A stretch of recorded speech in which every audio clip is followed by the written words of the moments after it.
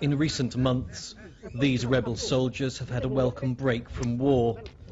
Last August, a ceasefire was signed to help tackle the devastating famine in Sudan. It brought the world's longest-running civil war to a halt, across an area where 2 million people faced terrible hunger. But government forces are now accused of breaking that ceasefire in the bloody quest for oil. Right now we are in Pariang County, north of Bentiu, the oil fields of Sudan. This area was burnt a few weeks ago by government forces who have been trying to get the public out of this area so that they can control the land and exploit the oil in this region. In secret raids, whole villages have been burned, many left dead. Survivors claim these attacks are fueled by a modern-day gold rush in Sudan. They say the government is pursuing a bloody campaign to clear people from the oil fields.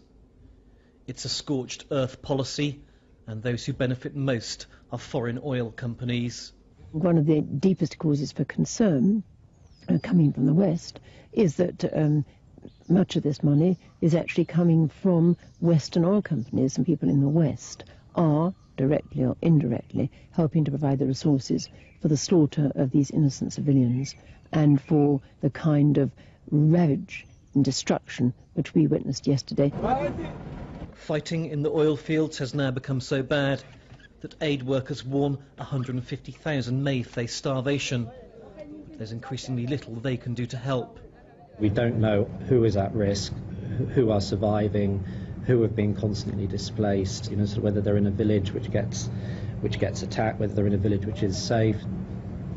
If our workers go in, they will be in danger of their lives, and if there's fighting going on, we can't take those risks. But some aid workers are still flying into this region. We join them on an illegal flight which risks being shot down by the government.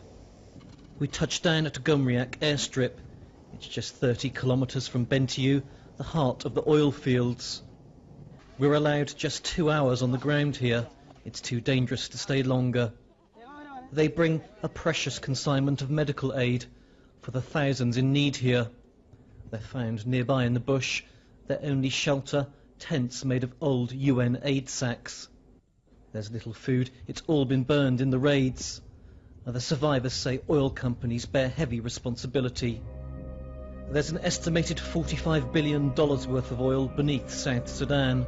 US company Chevron first found oil here in the 80s, but was forced to withdraw when its workers were killed in fighting. Now, a group of North American, European and Asian companies are searching for oil across 12 million acres of land. Oil maps show where German and British companies have helped push a pipeline 1,500 kilometres north to the sea. The government now plans to start exporting oil by October this year. But the rebels of the south say the oil is being stolen from their lands. We're taken to see the evidence of what they claim government forces are doing to ensure that theft can continue. Just days ago, the attackers came here to Jam Jam village.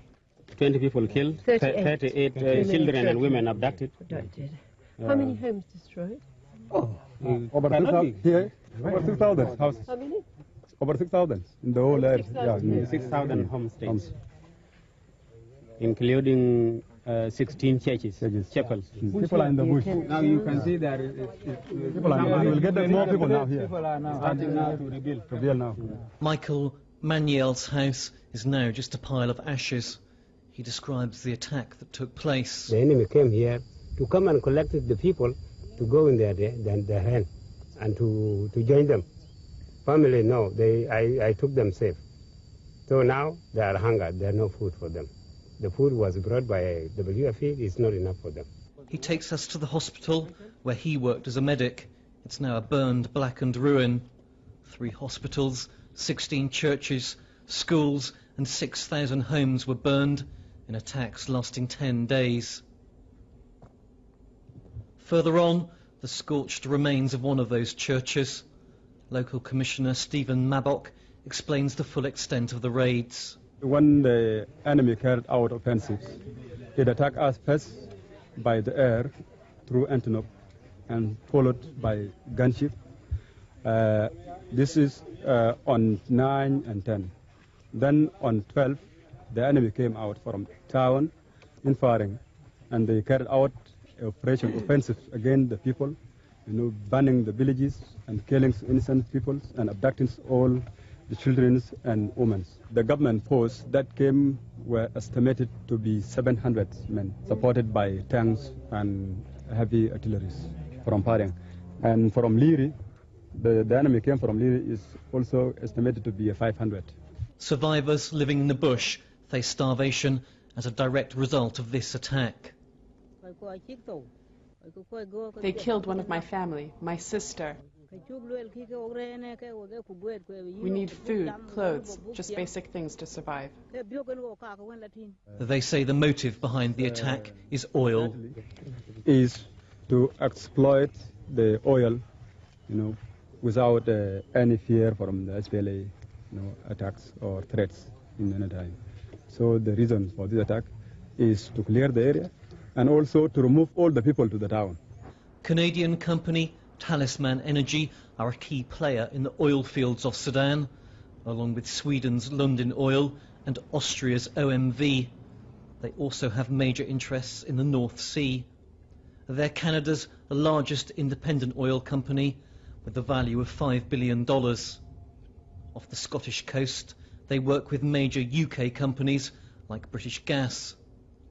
In a live video link-up from their Aberdeen HQ, we spoke to Talisman Chief Executive Officer Jim Buckey in Canada. He believes oil is beneficial for Sudan. Everybody would like to see peace and prosperity in Sudan, and I believe that development in general directionally produces peace and prosperity.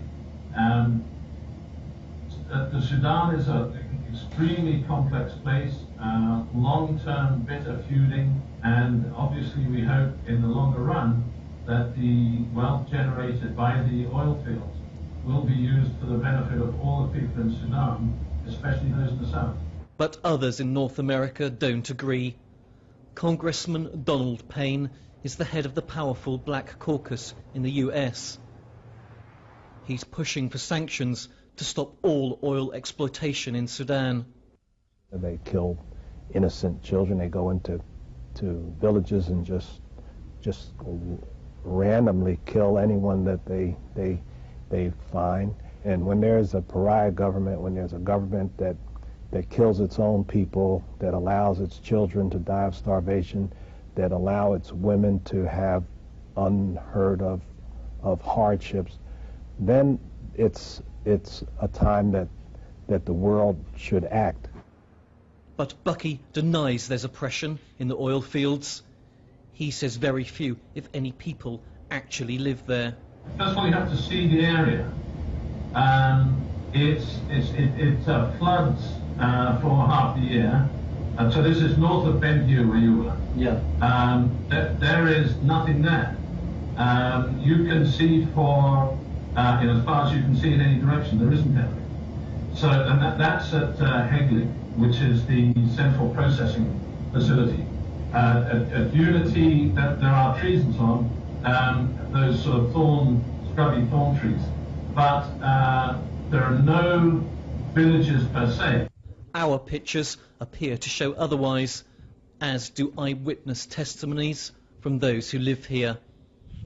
A lodge village first and kill almost 11 persons in that attacks.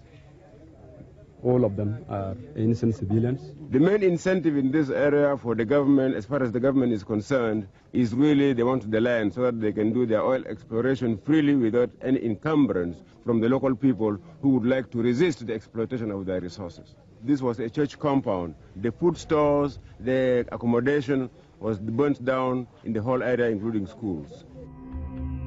Despite such reports of government abuses, Buckey admits they do rely on the Sudanese military for their security. We rely on the government security forces from the government of Sudan. To date, we've had no serious incidents in the area, and we're confident that the government has the wherewithal to defend provide security, I should say, around the operations and pipeline. If there are abuses, he disputes whether the government is involved. It's clearly a cosy relationship. As the government admits, oil revenues will be used to produce arms. Oil analyst Dennis Bennett has studied Sudan's industry closely. Who do you believe? Do you believe the words of the underpaid, overworked, on-the-ground humanitarian organization workers who are saying there's killing going on and who are showing the evidence and the videotapes of the killing and the genocide? Do you believe what the government of Sudan is saying about this oil is just for the benefit of the southern peoples?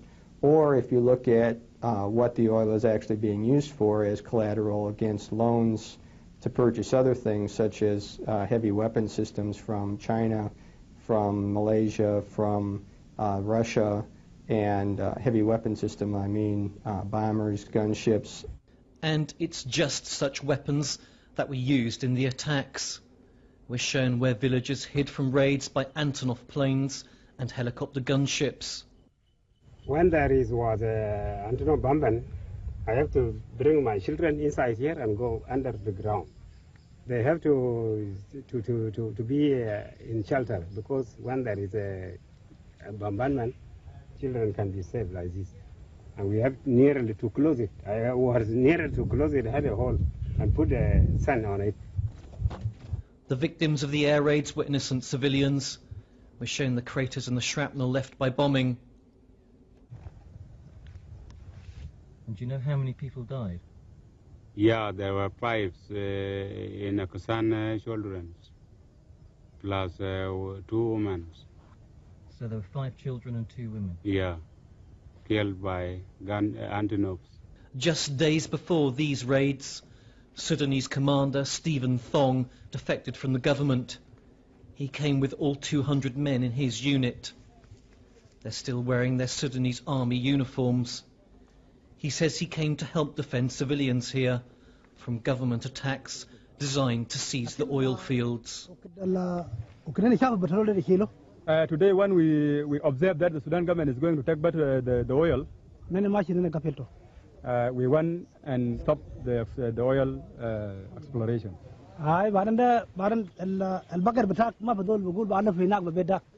Anyway, nobody will come and take your cows for milking in the other area while it is yours. So you have to milk your cows. If you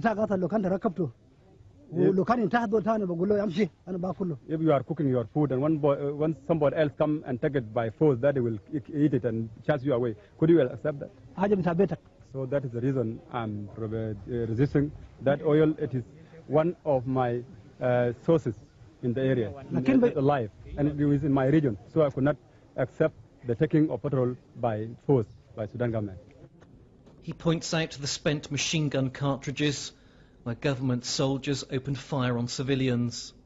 We have had them examined by top arms experts in the UK. They are Chinese made for use with the Russian PK Dragunov machine gun. We then took them to a colonel from the Sudanese military. He now lives in exile and wanted to remain anonymous. He used the Dragunov machine gun when he was in the army, and he would be 90% certain these bullets were fired by government troops. They are not going to show you the genocide, and they're not going to say that they're bombing hospitals. We found out after the war that there were the gas chambers, there were the ovens in Nazi Germany, and I'm afraid that we're going to find out too late that American mutual fund money and British and Canadian investor money is being used to finance genocide in Sudan. Certainly, Talisman's operations in the West are exemplary. The company has a stake in the Witch Farm oil field operated by BP. It's an award-winning social and environmental oil project. Talisman's Bucky says their facilities in Sudan are run to equally high standards. Security measures in the Sudan appear a little different to those employed here in the UK. The Sudanese government has now slapped a ban on all flights into the region, critics say to stop the killings in the oil fields being exposed. The UN fears a resulting humanitarian catastrophe to rival last year's famine. Well, we're looking at an extremely alarming and fragile situation at the moment. For months and months now, tens of thousands of people have been the victim of war. And now with this flight ban being imposed, it means that aid agencies have no way of getting in to feed these people and help the people that have been suffering for months. It really is the last straw in an already difficult situation. We cross swollen rivers on the route back to the airstrip. The rains have now begun in earnest here. The UN's worst fear is that thousands have fled into the huge Sudanese swamps for safety. It's a massive disaster in the making. Many thousands of people have gone to seek safety in the swamps, and that really is very, very alarming indeed, because at the moment it's a rainy season, and if people go to hide in the swamps, they're at high risk of contracting malaria. There are absolutely no medical facilities whatsoever. The rebel Sudan People's Liberation Army claim that oil companies have blood on their hands. The rebels have repeatedly warned them to pull out of Sudan. They say the oil companies rely on government forces to secure the oil fields, regardless of the methods used. The attacks on the civil population is part and parcel of the government military strategy. It's part of jihad, and it is this is allowed in terms of their strategy. So they have been doing this. Their forces consist of regular troops, of what they call mujahideen, of what they call morhalin, and all this target the civil population. In rural country, this is where the oil is, and so they want to depopulate that area. Western companies may see money flowing from the oil fields of Sudan, but the thousands of civilians who fled into the swamps wouldn't agree. The question the world community should now ask is what price the people here will be forced to pay for oil.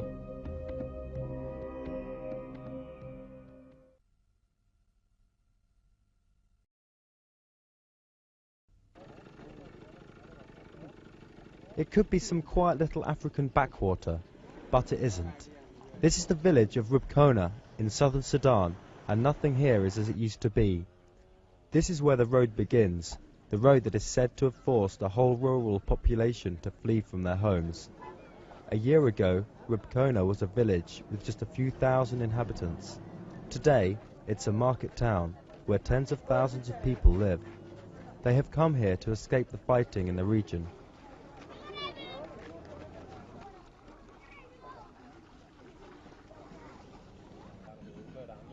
Sitting with the local military leader is Ian Lundin, managing director of the Swedish company Lundin Oil. He's trying to get to the bottom of the accusations that have been hurled against his company. Thank you. I think I would also like to say that for us to be able to work here and to develop your resources in the best way, it's very important that one day there will be peace in your country.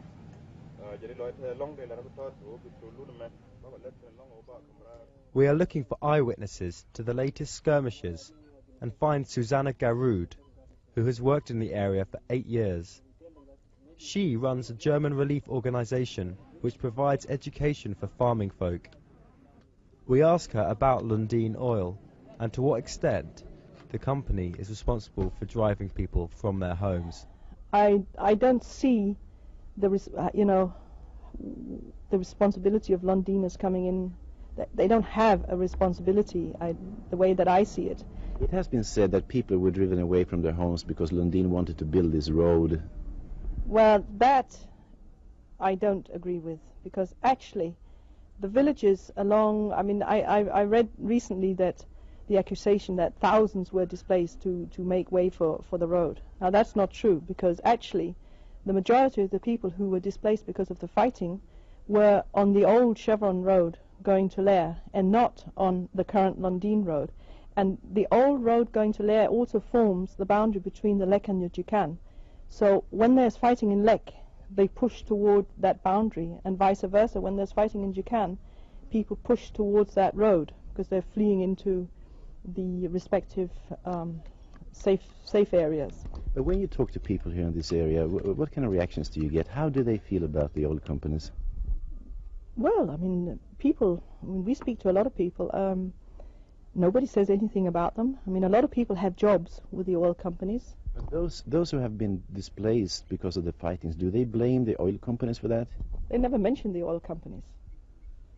And we have, in this area, we have 3,000 households that we are giving seeds and tools to and agricultural extensions, and they don't mention, they're not coming in and saying, oh, it's terrible, we've been displaced because of the oil. They will come in and say they have been displaced because of the factional fighting.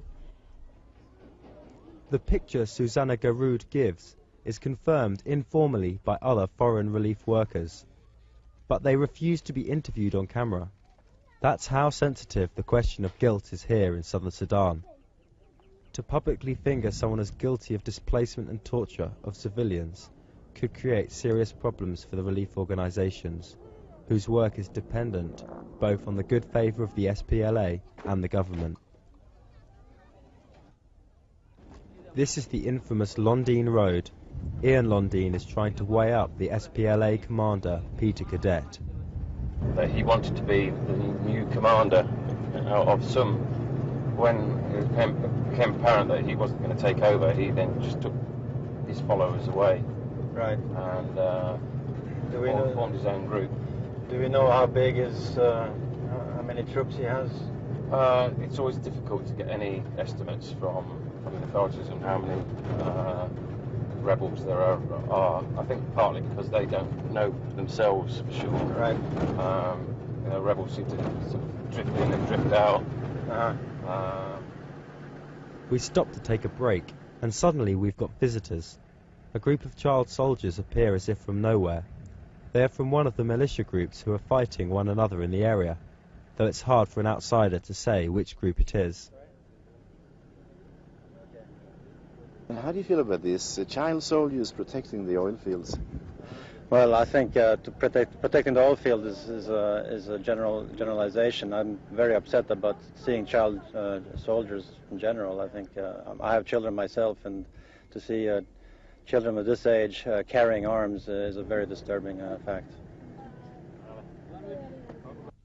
The civilians here describe the fighting between the SPLA and the militia.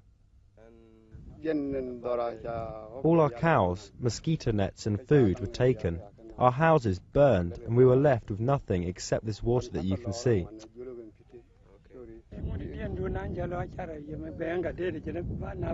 Gadet says he's coming to kill people again, even though we lost all our cattle since last autumn. For example, my cattle shed was burnt in the last attack. All we are looking for now is food. We are starving.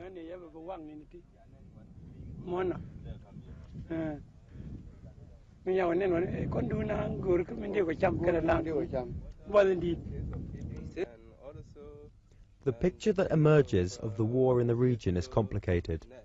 Various Nuer groups are fighting amongst themselves, mostly over livestock.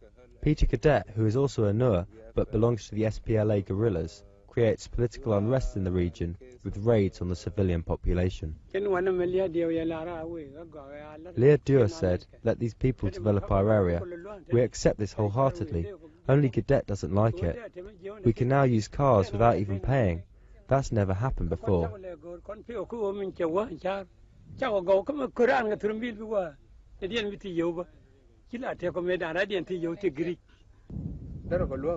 It would be good if the company could provide job opportunities for us and food.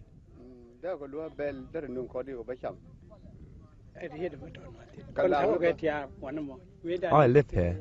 Most people left this area not only because of cadet, but also because of hunger. Some time ago, Lea Dieu said that water will be provided for us. Only 3 things contributed to the people deserting this area: no water, no food, and no cattle. To the Nuers, cattle means wealth.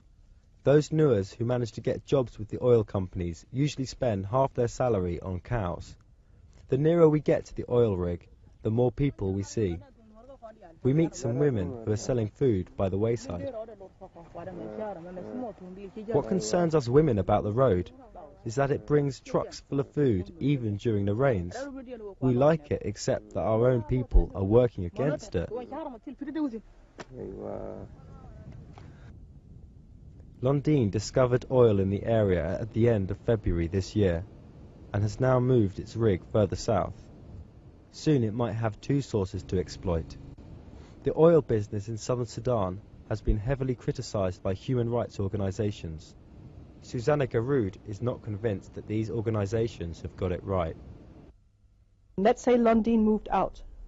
Definitely, if they gave up the concession, it would be given to somebody else. And there is a possibility that it would be given to Chinese. It could be given to anybody, but the Chinese are a possibility. And I don't think that they would be so virulent about observing human rights as Lundin would be, or as the Canadians are in the Heglich area.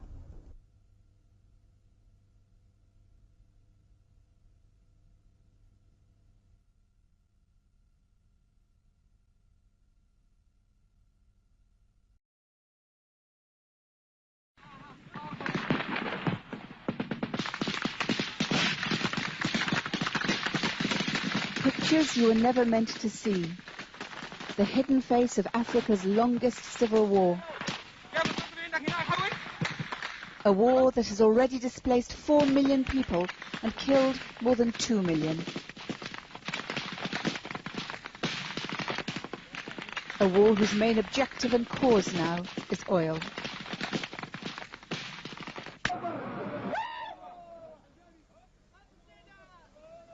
This young man was a Sudanese army cameraman. It was he who took these pictures of an offensive against the southern rebels of the Sudan People's Liberation Army in May 2001 that the government called Operation Restore Dignity. The government soldiers, many of them southerners and virtually indistinguishable from the SPLA, had set out in unusually high spirits. Before going into battle, every one of them had been promoted.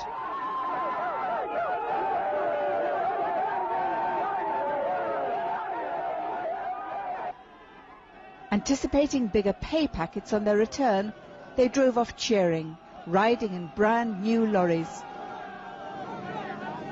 Their armour was backed up by a powerful new weapon, a weapon deployed here for the first time in 19 years of war. This footage was captured on the battlefield by the SPLA. It's damaged, but this weapon has been identified by British analyst Paul Beaver as a ballistic missile, which he believes can only have been bought with oil. I can't really see how they're going to have funded buying a short-range tactical ballistic missile any other way than by in some way bartering oil. But missiles didn't win the day for the government, nor tanks that were shipped into the country on the very day that the first barrels of oil were shipped out. Despite the purchasing power of oil, hundreds of young men, including the cameraman, died on this battlefield. Sudan's oil is located largely in the neglected African south, in areas the government must conquer before exploration can begin. In Rouen County, northern Upper Nile and western Upper Nile. The government's refusal to let the UN's Operation Lifeline Sudan work in most of these areas means that the war for oil is waged out of sight, without witnesses to the abuses committed by both sides to control, protect or destroy the sources of production.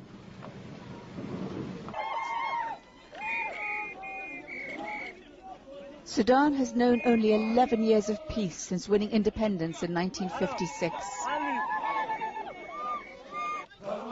The SPLA took up arms in 1983 to fight against the domination of Muslim elites from the predominantly Arab north and to demand that marginalized areas like the south share in the nation's wealth. Today, most importantly, the oil that the American company Chevron discovered in 1978. But it was only in 1999 that construction of a pipeline to the Red Sea made possible the large-scale development of oil. Canada's Talisman operated a vast concession around the original Heglig and Unity fields. Much of it lay outside government control. Sweden's Lundin IPC operated a new concession in western Upper Nile, all of it outside government control. Before oil, these areas held little strategic interest for the government. Now they had to be conquered, and obstacles to oil exploration had to be moved away. When pumping began in 1999, Taban Deng was governor of Unity State, the name the government gave Rouen County. He was a native of western Upper Nile. It is densely populated. And saw for himself how oil production became possible without peace, how the army pushed African Dinka and Nuer ever further from their homelands. They move people forcefully, not peacefully. Chevron has done it through peaceful means. They used to compensate people. Now they move in force. They start with shelling, they will shell the village, and people to be scared and run away. What can be killed is to be killed, whether a human being or an animal. Now they will burn down the whole village. This village, Bal, was burnt in October 2001. It was one of dozens of villages that the government of Sudan destroyed, unremarked by the outside world, in a 5-month offensive in Talisman's concession. The government troops burned food stores. They carried off crops that lay cut in the fields. They mined farms and waterholes. Helicopter gunships flew so low that people hiding in the fields saw the gunners' faces. Those who survived fled. They can't come back because when they clear the area, when they clear that location, the first thing they do is a buffer zone. They make now army deployment to protect the oil, the drilling rigs from far. They make a buffer zone. There's no person who can come back now. To clear Rouen County in the 1970s, Khartoum armed Arab cattle herders. The Arabs had motive to fight their African neighbors. Desertification and drought were forcing them to look for new pastures. Commander Peter Gadet, once a government soldier, defected to the SPLA in 1999. He saw how the Bagara drove southerners away. The Arabs come to our villages. They take our children, take our cows, burn the houses and chase the people away. When they finish, the government brings the oil companies to start oil development. This is why we can't compromise with them. Their aim is to get rid of all Africans. We run away from them to save our race. In western Upper Nile in the 1990s, the government armed African opponents of the SPLA. In the resulting battles, both sides killed, burnt and raped with impunity. This was the result of the government's strategy of divide and rule, which Khartoum and the oil companies called tribalism. But in 2002, this strategy collapsed when Peter Gadet and the government-backed Peter Parr made peace. Fighting together, they forced Lundin IPC to suspend its operations. Under heavy pressure on the ground, the government unleashed its air force. The entire population of this village, Gop, fled after planes killed 6 civilians. In a tragedy repeated all over western Upper Nile, 2 of the dead were children.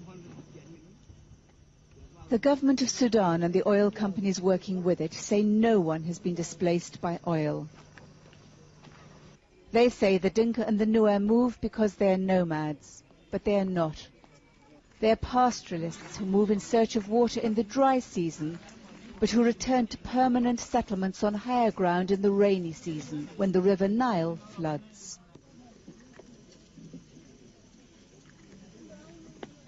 These are the people the government and the oil companies say do not exist. Southerners who have been displaced by oil. They say they have lost all hope of ever returning to their homes. Achol Deng fled from Jukaba near Bal in October 2001 after 4 of her neighbours died in a gunship attack. Then soldiers came and burned the village. She walked for 3 nights, still fearing gunships. The helicopter gunships came. This baby was 1 month old when we ran away. His mother ran in a different direction and was killed there. I ran with the baby. I ran to the forest with the baby and stayed in the forest with the baby. His mother was killed by gunships. The village of Wunkir did not exist before villages like Bal were burnt. It's a dry and dusty, wind-blown place that is barely fit for human habitation. Chigo Malwal watched as 3 of his family, 2 of them children, were killed by gunships in Bal. He says he settled here because he can run and hide in the grass if the gunships return. We've been here for 3 months and the weather is very cold. It's very hard on the children. If the gunships come, we will run away, some of us in this direction, some of us in that. We won't come back until they've gone. We can't go home because our homes have all been destroyed. Mohamed Douar and his wife Niadar fled from Riyadh, where London first found oil, in February 2002. They were able to remain in the area during Peter Parr's alliance with the government. But after Parr made peace with the SPLA in the town of Koch, government forces drove all civilians away from London's wells and the all-weather road leading to them.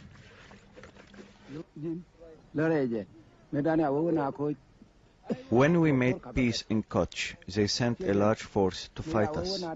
They came with cars for the war and bombed with helicopter gunships and Antonovs all day, from morning to night.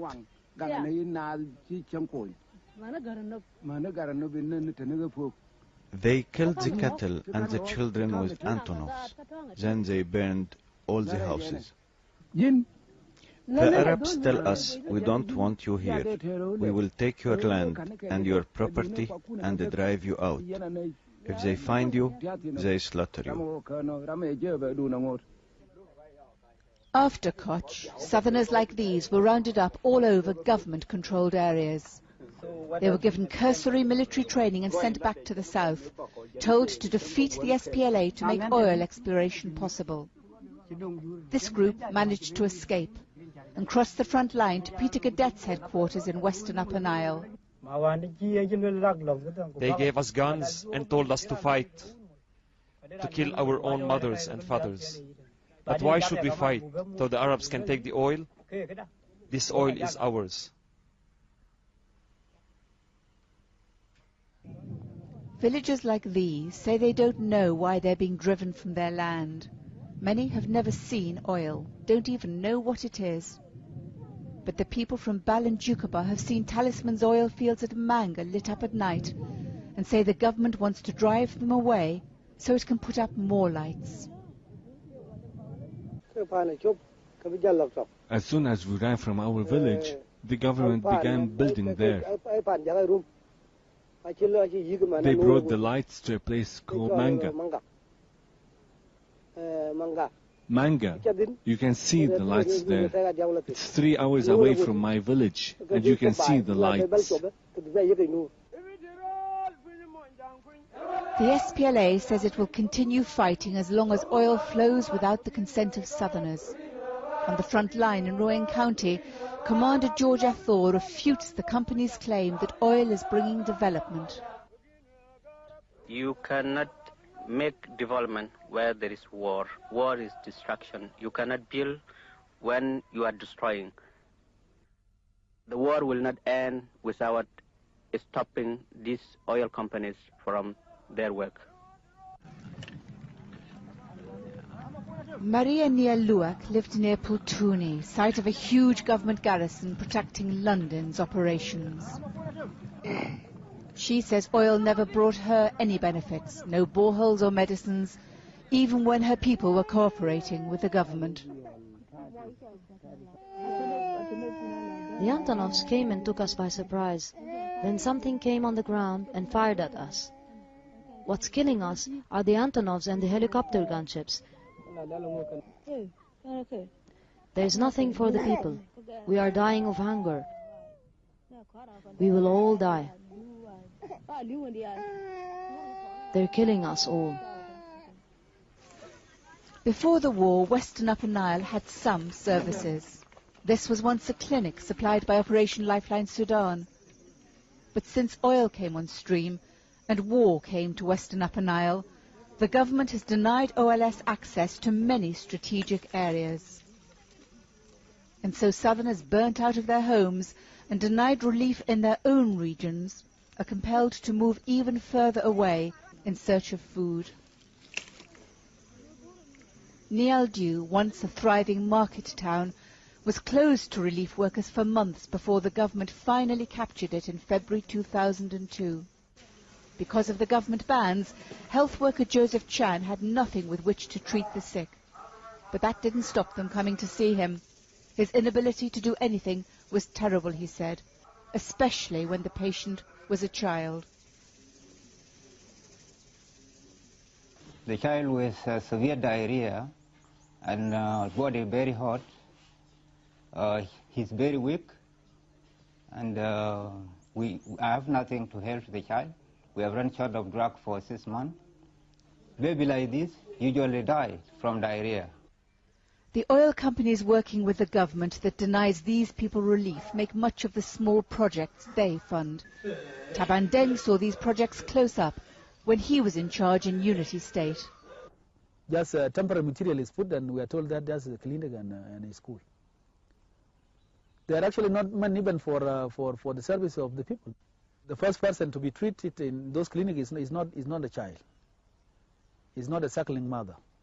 It's the army, it's the soldiers, it's the security personnel. These are policies of displacement that are meant to continue depopulating our areas, to continue harassing our areas, to attract the life to be suitable for the people, the settlers who are coming from non-Sudan. The oil companies argued that doing business with the government creates employment for southerners. When Taban Deng tried to get southerners employed in oil, he himself was displaced.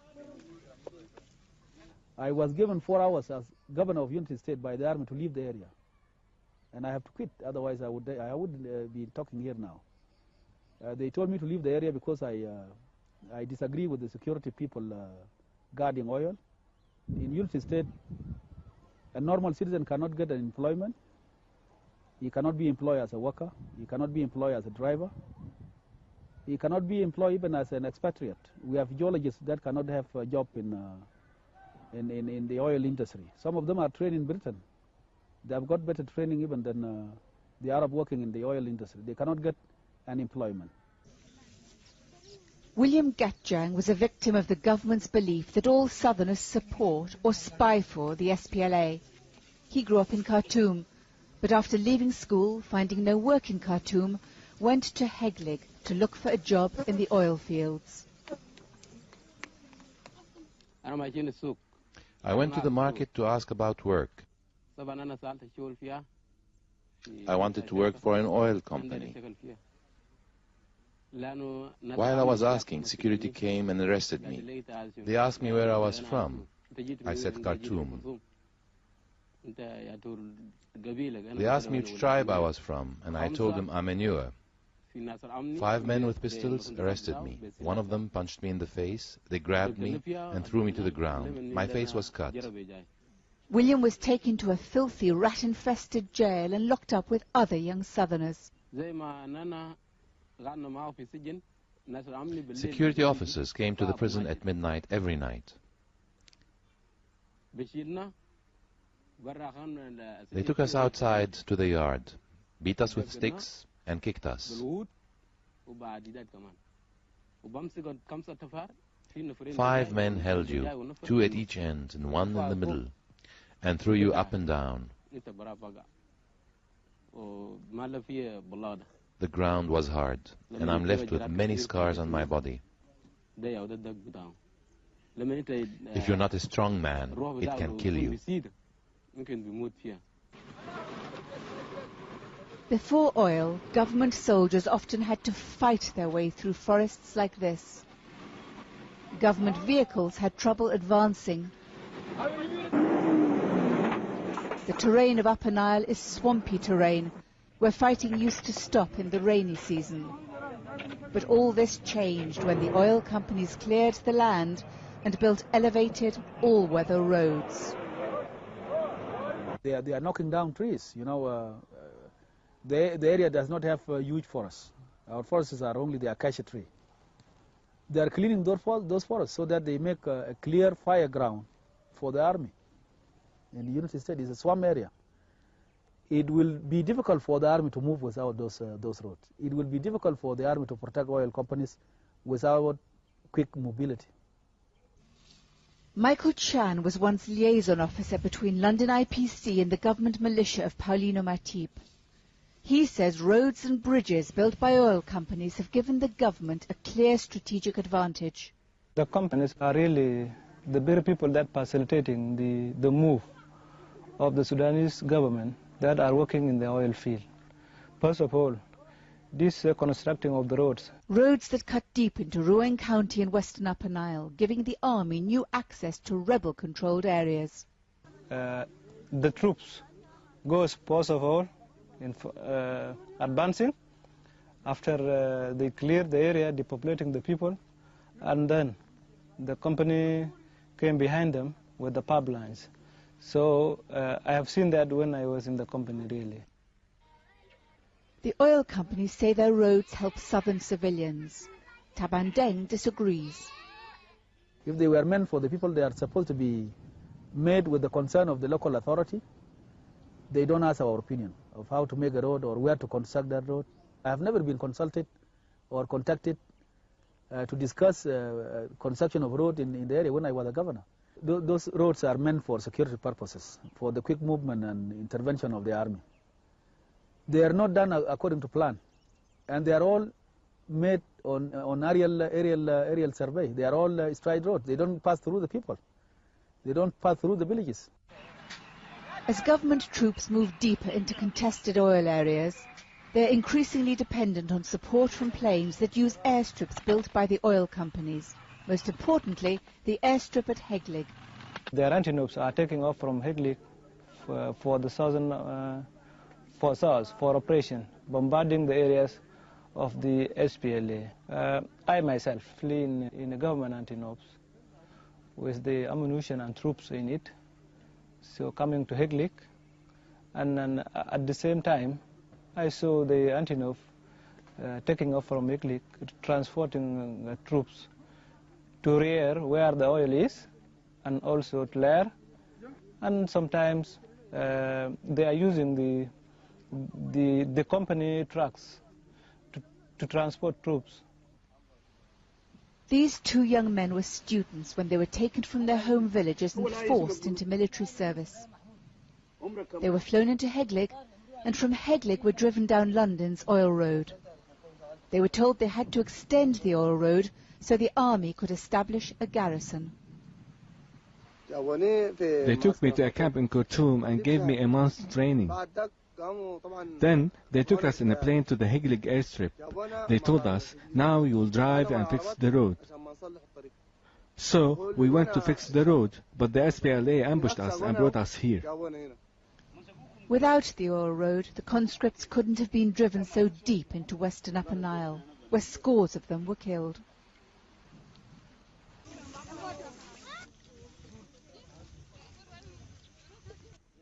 Yon, and Greece, and Greece. Income from the oil pumped from under the land of some of the poorest people on earth today accounts for about 20% of the government's revenue. Services for the people aren't improving, but the army is acquiring powerful new weapons. You know, to fight war, you need resources. Sudan before was using the Arab resources through Iraq, through Iran, and some Gulf countries, Libya. But now they don't need anything from the Arab countries.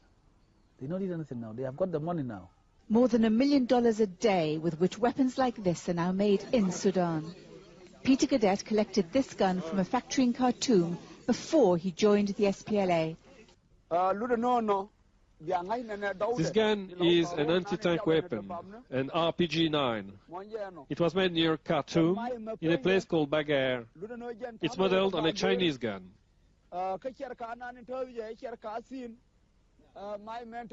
It has no number, no manufacturer's mark. Why? They don't put any mark because they don't want anyone to know where it's made. But it's the widespread deployment of helicopter gunships that has traumatized civilians. They say the gunships are always roaming, shooting at you even as you run away. Peter Gartut is a health worker seen here visiting wounded soldiers.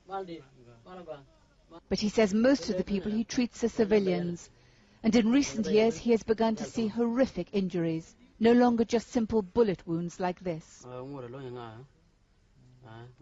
Some of the civilians were wounded by bombardment of Antonov and helicopter gunship. That is very bad now to the community, indeed. It also disturbed the living of the community. Community used to think of Antonov and gunship every day. When they hear a sound of anything, although it is an NGO flight, the people used to run away. We personally saw those gunships in 1999, and those gunships brought to Sudan in order to protect the oil and the foreign companies to continue drilling that oil for the government of Sudan. But no one knew Khartoum had acquired missiles until the SPLA captured this film. The government still denies having these missiles, far less using them against its own citizens.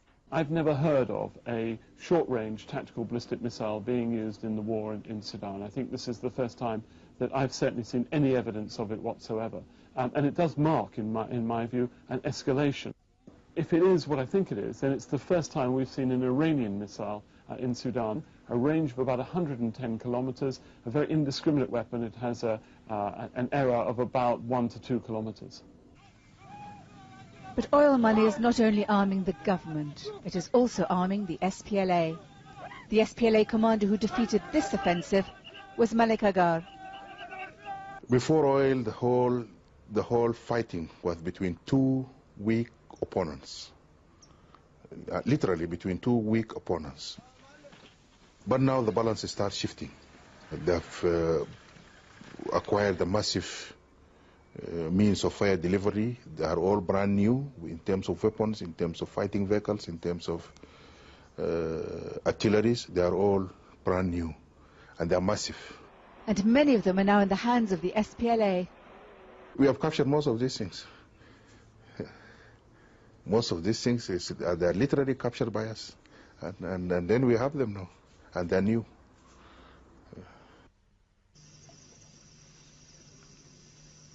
But that brings little comfort to civilians who are exhausted by war and who live always surrounded by death. Their villages burnt, their crops looted, their fields burnt and mined. They're now reduced to eating leaves, not just in the hunger gap between harvests, but for much of the year. What they want is medicine for their children. Development instead of death. But instead of bringing development, oil is arming both sides in this terrible war, killing this generation of youth and, if the conflict continues, promising the bleakest of futures for the next.